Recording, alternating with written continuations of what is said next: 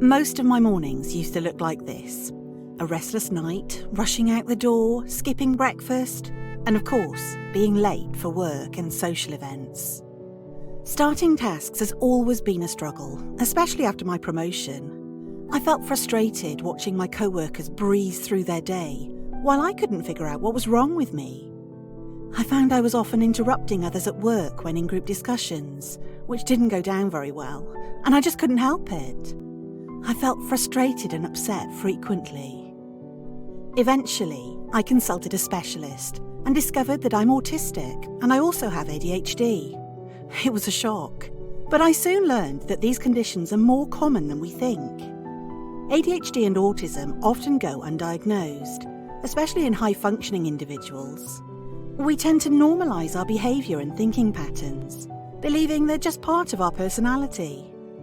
I learned that differences in brain structure and chemistry make many things much harder for us, including focusing on routine and mundane tasks.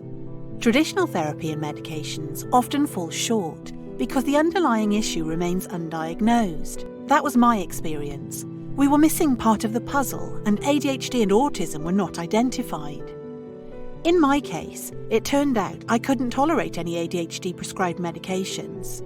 But even if I could, I discovered that medication should not be the sole focus of treatment, and additional support can be really helpful in managing symptoms and moving forwards. So I looked into coaching.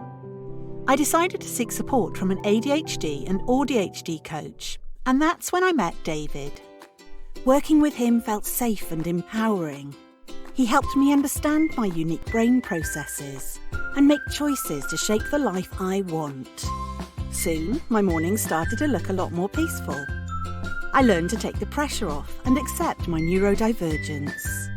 I even recommended David to my cousin, George. He's been dealing with frequent burnouts and anxiety. George hasn't been diagnosed, but you don't need a formal diagnosis to work with David. If you're feeling stuck and want to understand your brain better, I say get in touch with him. Don't navigate your ADHD and AuDHD alone. Book a complimentary intro call and find out if you're a good fit for each other.